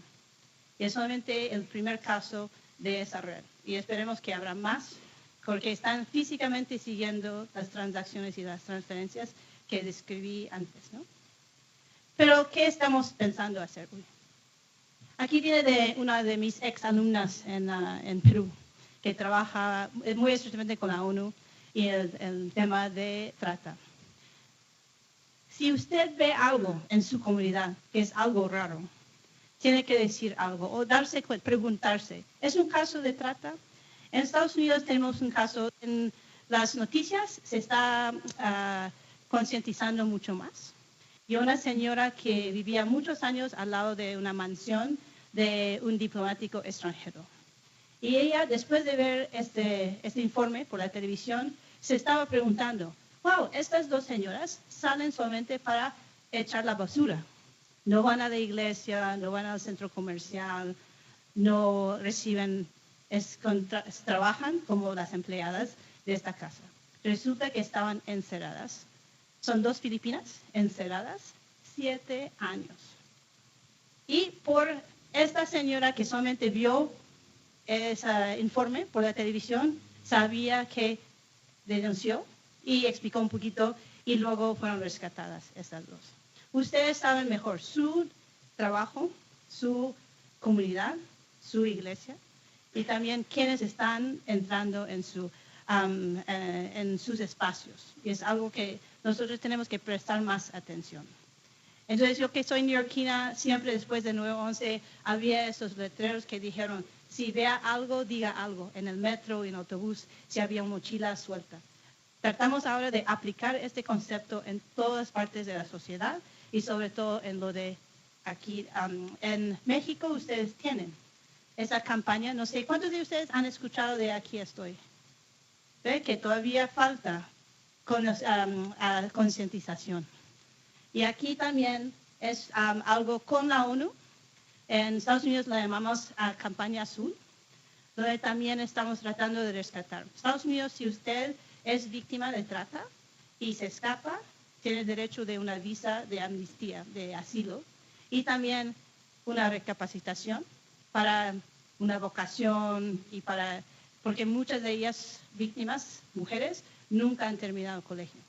Entonces, cada quien de nosotros podemos contribuir solamente a reconocer que son estas banderas rojas. Y por eso con eso termino, que lamentablemente es un hecho, que se está glorificando lo que son los actores en la cuarta generación, no de guerra, en estas películas de Hollywood. Y nosotros tenemos que empezar en el hogar para también educar a la próxima generación lo bueno y lo malo. Y también tenemos que enfatizar ahora que hace falta más colaboración entre el sector público, el sector privado y también el sector cívico, que son ustedes en la academia, que solamente con compartir esas novedades y los riesgos y amenazas a nuestra sociedad podemos enfrentar lo que son estas redes ilícitas. Y con eso termino. Muchas gracias por su atención.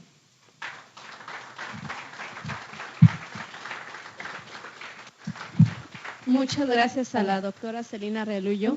Bueno, hice una serie de conclusiones de lo que nos abordaron en estos temas sobre la evolución del derecho internacional, pero hay muchísimas preguntas, entonces me gustaría mejor dedicarle más a las preguntas que propiamente a las conclusiones, que hice anotaciones y que previo, bueno, tuve la oportunidad de tener las presentaciones para hacer conclusiones. Empezaríamos con la doctora Celina. Hay varias preguntas. Me gustaría solamente decir que hay centros universitarios conectados, como estamos en Puerto Vallarta, Cucosta, Culagos, San Juan de los Lagos. Entonces están varios centros universitarios participando. Y por el lado del chat, Cualtos me manda dos preguntas, una para la doctora Celina, donde dice: ¿las unidades de inteligencia financiera deberán tener autonomía en los estados? Le hago tres para que podamos ver, ¿sí?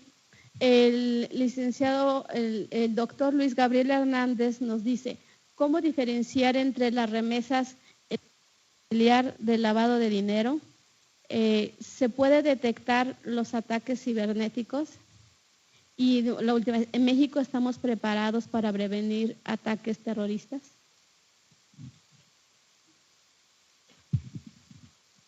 La independencia de la unidad de inteligencia financiera, para ustedes que no sepan, es el órgano en cada país que compila todas esas banderas rojas, informes sospechosas del sector privado, que trata de compilar y detectar anomalías que pueden presentarse en delitos o en crimen o en terrorismo. Y la independencia de eso es muy importante. ¿Saben qué? Casos de corrupción, sobre todo casos de corrupción en la política. Y lamentablemente tenemos muchos casos parecidos en nuestro hemisferio. Hay dos países donde la inteligencia financiera y también investigaciones de corrupción derrumbó dos gobiernos, uno en Guatemala y la Dilma en Brasil. ¿Quiere que abordo varios más? Okay. Y también lo de remesas y lavado.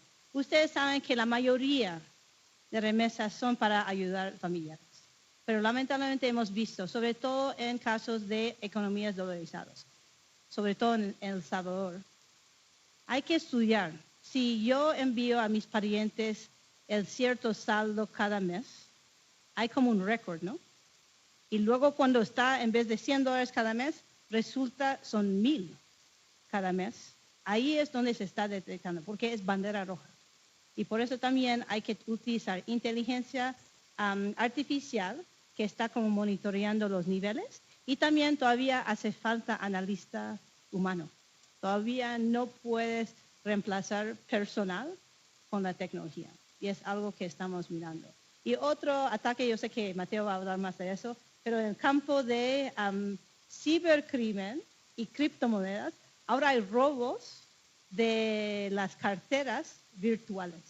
Y hay también secuestros de los que son mineros de Bitcoin. Entonces entran a la casa del minero de Bitcoin y amenazan a los familiares hasta que él revela su password, su clave, para que los secuestradores puedan robarle.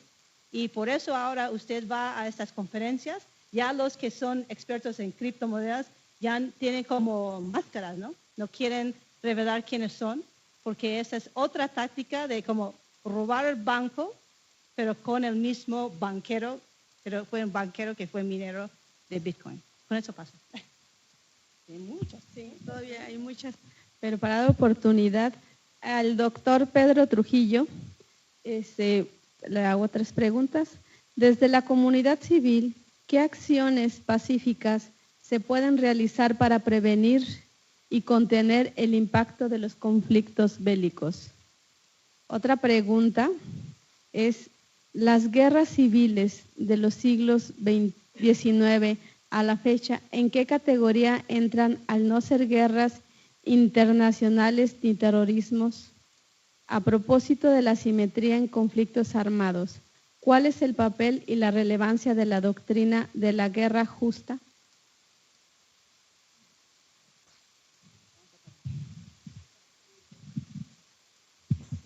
Bueno, complicado todo. ¿Qué se puede hacer desde la comunidad civil? Bueno, yo creo que consolidar estados democráticos. Hay, para el que quiera ver este tema, hay un video muy interesante del profesor Ancho, A-N-T-X-O, Ancho Bastos, es gallego, que habla del tiempo en la política. Y él dice los regímenes más exitosos son las monarquías. Es contraintuitivo. Dice, ¿por qué? Porque el tiempo en la política, cuando la gente permanece en la política, la única manera de permanecer es guardar principios de honestidad y decencia, si no te sacan. Entonces, en la medida, recordemos que América Latina tiene regímenes presidencialistas sin elección, con lo cual un presidente el día que entra al poder ya empieza a devaluarse. En vez de revalorizarse, ya es como un carro nuevo que sale, un coche nuevo que saca uno del concesionario, vale menos al segundo de salir por la puerta.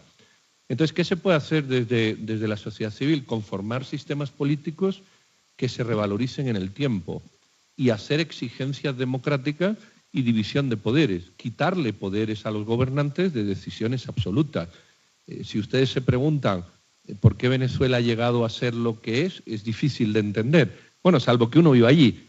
Pero uno dice, bueno, ¿por qué se le dieron esos poderes absolutos al gobernante? ¿Por qué el señor Chávez hizo leyes como la ley habilitante que ya la hizo Hitler en su época para tomar el poder y quedarse con el poder absoluto? ¿Por qué no hay división de poderes? Entonces, ¿qué se puede hacer en la sociedad civil? Conformar regímenes donde la división de poder y el gobernante tenga el menor posible y esté en manos de la ciudadanía. No significa que no haya, sino que haya elementos de toma de decisiones adecuadas. Les reto a leer un trabajo de Juan Lins sobre el presidencialismo. Juan Lins dice el régimen presidencialista es un régimen que nace con tales defectos que no va a triunfar, más o menos. Y efectivamente los regímenes presidencialistas, lamentablemente, quitando el de Estados Unidos y el de Chile, no suelen ser muy exitosos. ¿Será que no hemos hecho el régimen político, el sistema político adecuado en el equilibrio de poderes? Bueno, ahí está la respuesta. Yo no lo sé, pero solo se me ocurre lo que le digo, es decir, empoderar la sociedad civil y reducir el poder de los gobiernos. Las guerras civiles en los siglos XIX y XX pues han sido guerras no declaradas, han sido conflictos internos. ¿Cuál es el problema?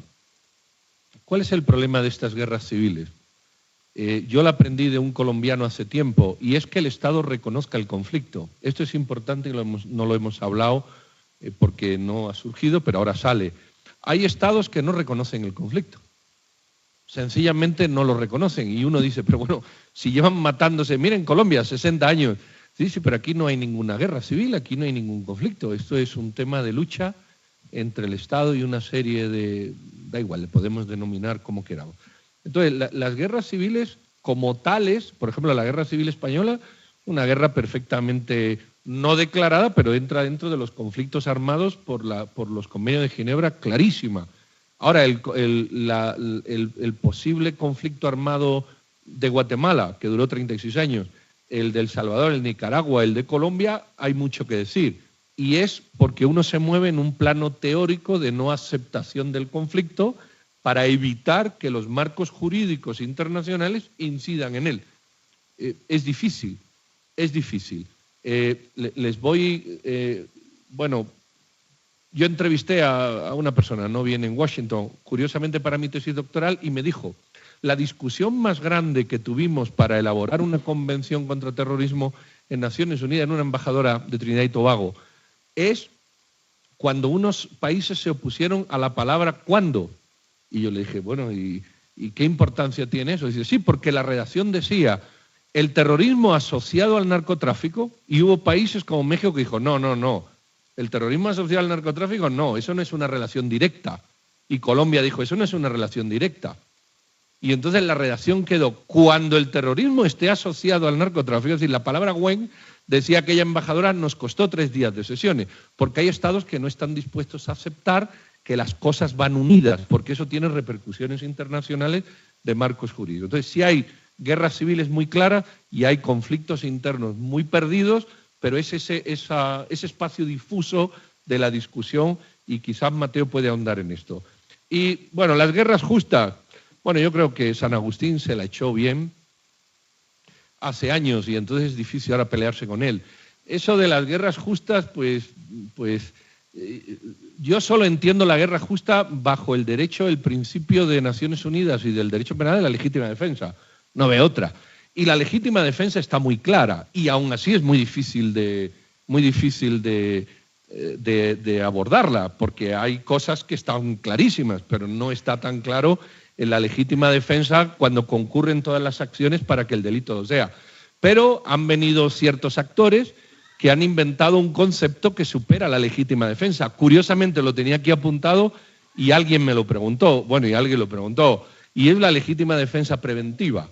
Y entonces de la legítima defensa, que es un concepto jurídico penal y de derecho internacional claro, bueno, todo lo claro que pueden estar los derechos, los conceptos jurídicos, pero más o menos claro, aparece el concepto de la legítima defensa preventiva, donde yo, previniendo tu agresión, me defiendo. Pero claro, yo creo la prevención.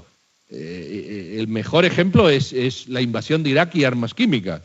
Bueno, ahí nunca existieron armas químicas. Pero bueno, se puede construir real o ficticiamente un escenario que haga que yo intervenga en legítima defensa, me agarro a un principio jurídico existente cuando realmente lo que he hecho ha sido fabricar un concepto jurídico que avale mi intervención. Creo que me expliqué. Les aconsejo leer, sobre todo para los estudiantes, échenle una ojeada al trabajo de Günther Jakob, El derecho penal del enemigo, y cómo efectivamente del derecho penal se puede construir una idea de enemigo que yo ataco con armas especiales jurídicas y no está mal. El problema es quién define el enemigo. Ese es el problema. Cuando es mi amigo estamos todos de acuerdo, pero cuando es mi oponente resulta que el enemigo soy yo. Günther Jakob, El derecho penal del enemigo, puede ilustrar la pregunta esta última. Gracias.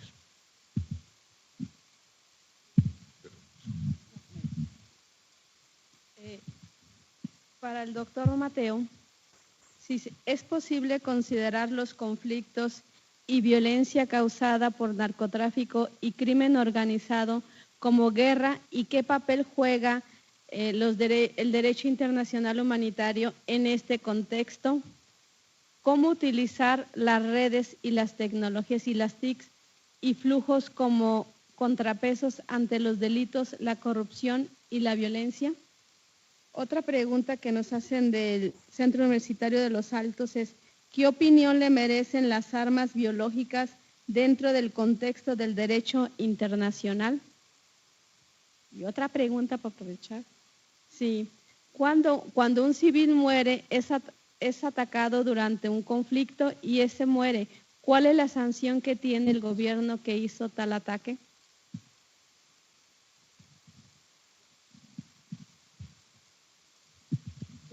Disculpe, la primera...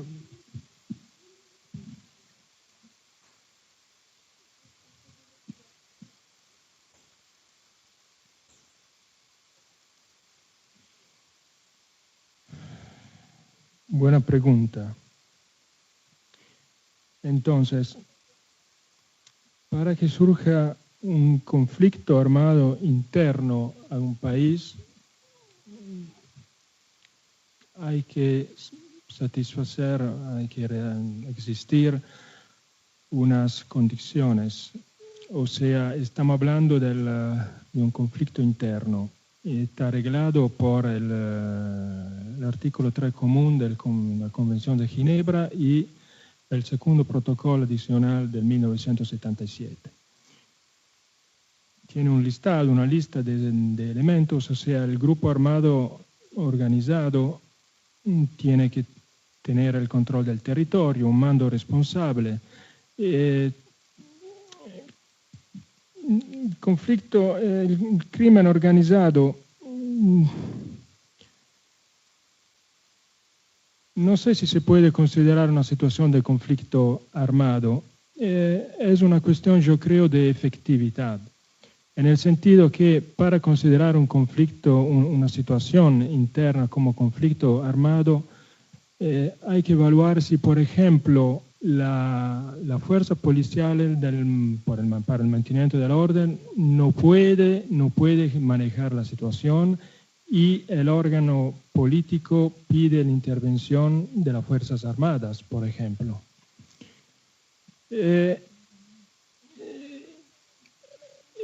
Yo no creo que el fenómeno del crimen organizado, aunque transnacional, pueda llegar al nivel de un conflicto armado. Acá estamos siempre en una situación de paz y un Estado de Derecho tiene que hacer frente con los instrumentos de los derechos humanos. O sea que los miembros de estos grupos criminales tienen que ser juzgados por el Código Penal, el ordenamiento penal interno del Estado. Me parece difícil aplicar el DIH a este fenómeno. ¿Y otra pregunta? Sí, no, el arma biológica es prohibida siempre en cualquier acontecimiento, en cualquier situación.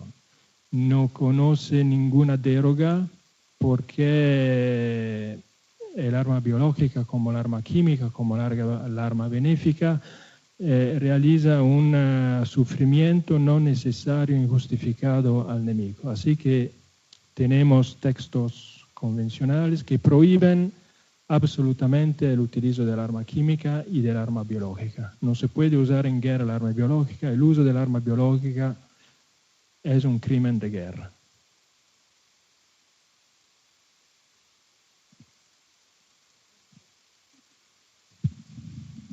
Son muchas las preguntas, pero me gustaría hacer dos preguntas más para los tres panelistas, que dicen en un contexto de guerra moderna, donde el terrorismo cibernético es creciente, ¿en qué medida se vulnera la intimidad y el derecho a la privacidad? Y una pregunta más, ¿cuál es su opinión respecto a ¿Cuál es el desafío de las instituciones educativas en torno a la formación de profesionales desde una postura de la prevención y seguridad ciudadana?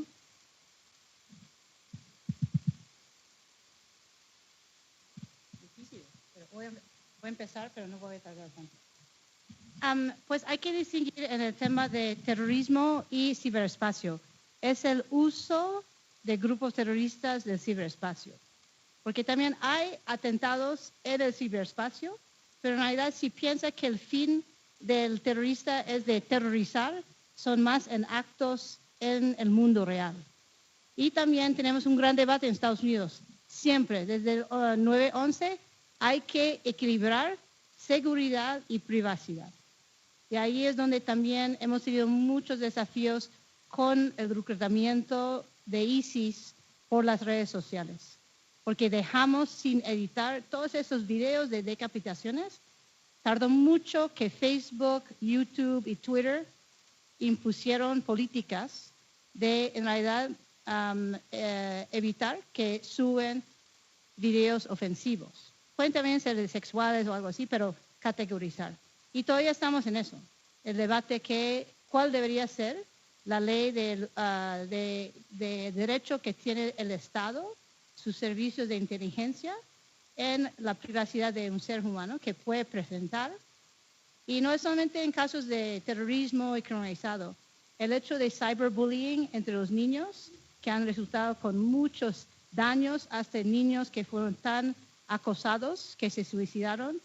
Ahora hay un gran debate de cómo se define privacidad y su derecho a privacidad con todas nuestras redes que utilizamos. Y con eso dejo eso. Y también nada más el desafío para profesionales. En prevención y seguridad es siempre lo que hemos visto, que estos grupos se están evolucionándose tan rápidamente que nuestro marco legal y nuestras habilidades dentro del gobierno, primero nuestros recursos son limitados. Entonces también tenemos que combinar tecnología y también lo que llamamos pensamiento crítico, ¿no? De nuestros analistas, nuestros policías, nuestros agentes de inteligencia, nuestros militares, para ser al tanto y actualizarse. Entonces, es enseñanza por vida, ¿no? Hablamos de eso, o aprendizaje por vida, y tiene que empezar que si termino ahora mi licenciatura, y no es para el certificado, es para el conocimiento. Cada año se puede hacer una capacitación y hay que invertir en sus equipos la capacitación, la actualización para estar justo siguiendo las novedades de lo que se presenta como amenazas a nuestra seguridad.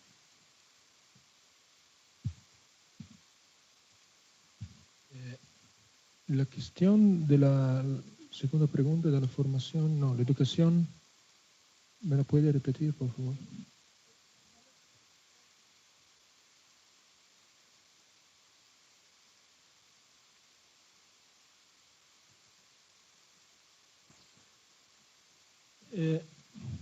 Sea en tiempo de paz que en tiempo de conflictos armados, el Estado a la tarea y el obligo jurídico y moral, yo creo, de formar agentes que puedan conocer y respetar los derechos humanos y, en tiempo de conflicto armado, el derecho humanitario. En casi todos los textos convencionales dedicados al derecho humanitario se destaca la responsabilidad del comando militar para los hechos y los delitos o las violaciones del derecho humanitario cometidos por los soldados o los militares bajo su comando. Y en tiempo de paz pasa lo mismo. En 2015, para dar un rápido ejemplo, en 2015 el Tribunal Europeo de los Derechos Humanos ha condenado a Italia por algunos actos cometidos por agentes de policía durante el famoso G8 en Génova. El G8 es la cumbre de los 8 estados más desarrollados, pero paralelamente al G8 se desarrolló también el Global Social Forum, o sea, una manifestación de miembros, de ciudadanos de la sociedad civil que manifestaban contra los G8. En una noche entre el 12 y el 13 de junio del 2008, Un grupo más o menos de 500 agentes de la policía italiana entraron en una escuela donde estaba ocupada por un centenar de ciudadanos italianos pacíficos. La escuela fue asignada a los ciudadanos por la municipalidad de Génova para que pudieran dormir. Entonces era gente pacífica, no violenta. Los carabineros entraron, la policía entró y empezó sin ningún motivo a golpear y a destrozar y a torturar los ciudadanos que estaban ahí dentro. Hubo una inquiesta. La inquiesta determinó que la policía no tenía ninguna conciencia de los derechos humanos, que entró porque los jefes de la policía así dijeron y fabricaron evidencia falsa. O sea, los dirigentes de la policía dijeron de mandar adentro, de llevar adentro la escuela cóctel molotov para acusar a los ciudadanos de violencia. Estos agentes entraron con la cara celada, mascarada, tapada por fular. Esta es la prueba evidente, la evidencia clara que ninguno conocía el derecho humano, los derechos humanos. Y entonces creo que en un Estado de Derecho, quien tiene responsabilidad para el mantenimiento del orden tiene que conocer todo el conjunto de las reglas de los derechos humanos y tiene la tarea y la obligación jurídica y moral para que también las personas bajo su comando lo conozcan. Si no, vamos en un Estado de Derecho fallecido. Voy a contestar rápida a las dos. La primera era la guerra moderna y el terrorismo cibernético, pero así tipo flash. En muchos países se han puesto de moda los delitos de pánico financiero. La gente tiene pavor cuando se corre un bulo, aunque sea falso. Ya pasó en Guatemala una vez, un Twitter de que el banco tal quebraba y de pronto quebró porque la gente fue a querer sacar un disponible que no hay. Bueno, esto es producto del ciberespacio. Hace 50 años, cuando no había redes, no te enterabas ni que te habías quedado sin dinero hasta que no ibas a sacarlo 2 años después. Pero ahora cabe. El miedo al uso de la tecnología. Ustedes saben que hay muchas personas que tienen pánico a dar los datos de tarjeta. Bueno, esto es terror. O entra dentro del amplio campo del terrorismo. Si se fomenta, te roban tus datos, te dicen... Bueno, eso frena cualquier cosa. No digo ya si uno piensa que un avión se puede caer. Ahí ven las películas de Hollywood, ¿no? Que un avión se puede caer, que un puente te puede quedar, o que un elevador te deja por 8 días y siempre toca uno feo encerrado al elevador en vez de tomarte a alguien agradable. Las películas son así para crearte todavía más pánico. Pero además hay más cosas. Se crea el repudio a los crímenes que se ven. Esta es la contraparte.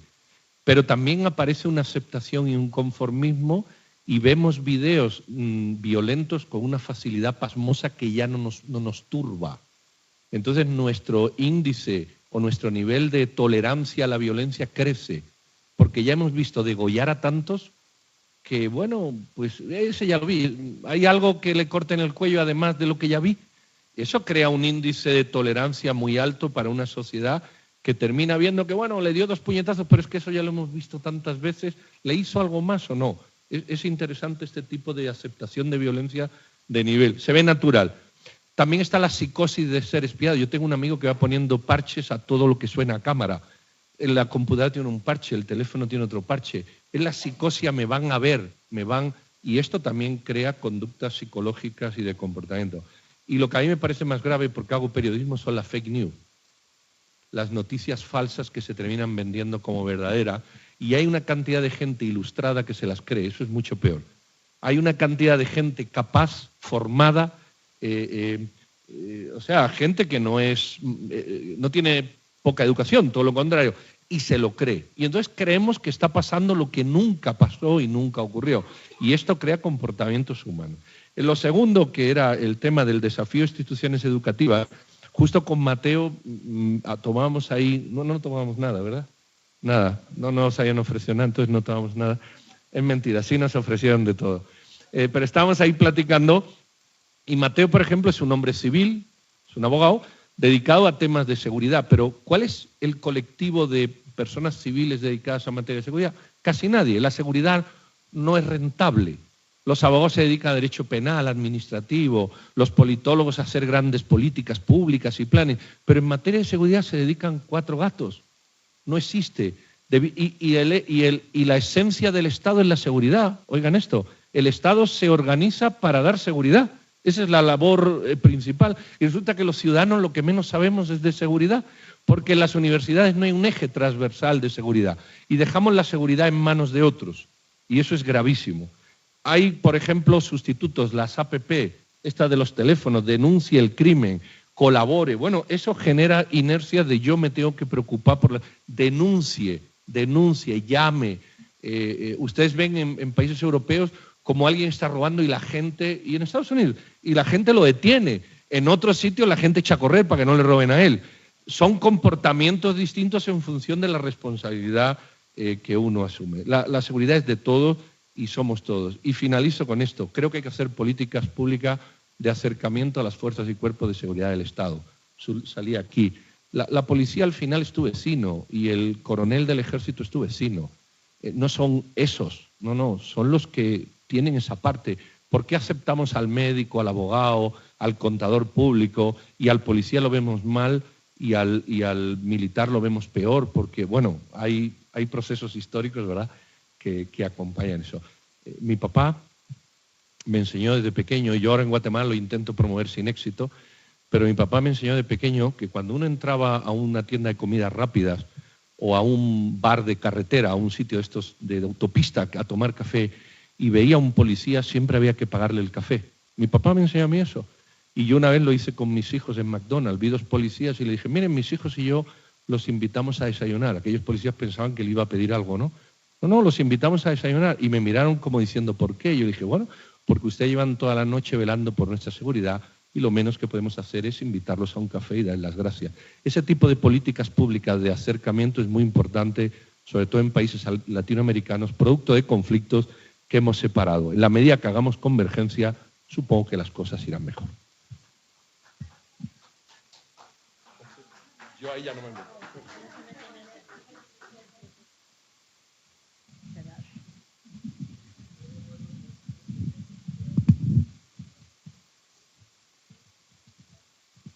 Muy bien, procedemos con nuestro evento a la entrega de constancias a nuestros ponentes. A nombre de la Red Internacional de Derechos Humanos y Derecho Internacional Humanitario y del Sistema de Universidad Virtual de la Universidad de Guadalajara, hacemos entrega del reconocimiento por sus aportaciones en el panel Retos de la Seguridad, la Inteligencia y el Derecho Internacional Humanitario, realizado en el marco del Segundo Congreso Internacional de Derechos Humanos, Justicia y Migración en la ciudad de Guadalajara, Jalisco, el día 13 de febrero de 2019. Firman los reconocimientos el presidente de la Red Internacional, el maestro José Trinidad Padilla López, y la doctora María Esther Velar Álvarez, rectora del Sistema de Universidad Virtual. Hacemos la entrega al doctor Pedro Trujillo.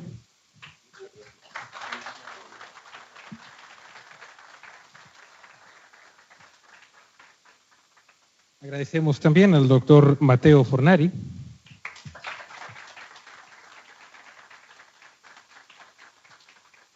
Y desde luego a la doctora Celina Realullo.